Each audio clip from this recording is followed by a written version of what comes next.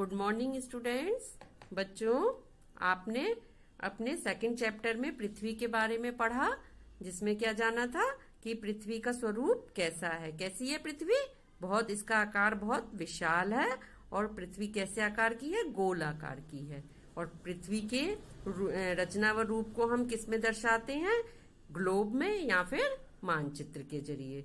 Globe, ये आपने देखा था कि ये ग्लोब है। ग्लोब में हम एक बार में पृथ्वी का केवल एक हिस्सा देख सकते हैं, जबकि मानचित्र में हम पूरी पृथ्वी का हिस्सा देख सकते हैं। या अगर हम जिस भी जगह का मैप देख रहे हैं, अगर भारत का मैप देख रहे हैं तो पूरे भारत को एक बार में दर्शाया जा सकता है।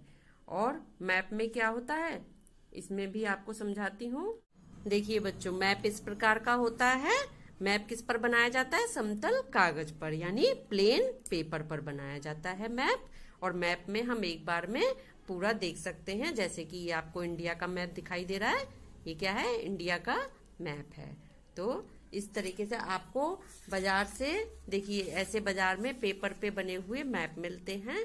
आप बाजार से एक मैप लीजिएगा और उसमें मैं जो बता रही हूँ वो आप उसमें फिल करेंगे। ओके, इससे मैप से आप समझ पाएंगे कि कहाँ पर क्या है। इस मैप में आपको चारों दिशाएं दिखानी है। जैसे कि उत्तर की दिशा कहाँ होती है? सबसे ऊपर होती है। उसके बाद चार दिशाएं होती हैं ना, तो चार दिशाएं कौन कौन सी होती हैं? उत्तर, दक्षिण, पूरब और पश्चिम। तो हमारे मानचित्र में उत्तर की दिशा कहाँ पर होती है? ऊपर की ओर दिखाई जाती है। पूरब की दिशा किधर है? इधर है पूरब। और इधर क्या है? पश्चिम। इधर क्या लिखेंगे आप? पश्चिम। तो एक मैप लेकर उसमें आपको उसमें चारों दिशाएं लिखनी है, पश्चिम, और नीचे क्या है? दक्षिण। उत्तर, दक्षिण, पूरब, पश्चिम। ओके, आप उस मैप में ये लिखेंगे। और आपने जाना था ना कि मैप में क्या करते हैं, जो जल के भाग होते हैं वो किस रंग से दिखाए जाते हैं? नीले रंग से दिखाए जाते हैं। तो आपको ब्लू कलर से जल के भाग दिखाने हैं। तो हमारे भारत देश में जल का भाग कहाँ कहाँ आता है? इसमें भारत के मैप में ये जो नीचे का हिस्सा होता है ये जल का भाग होता है।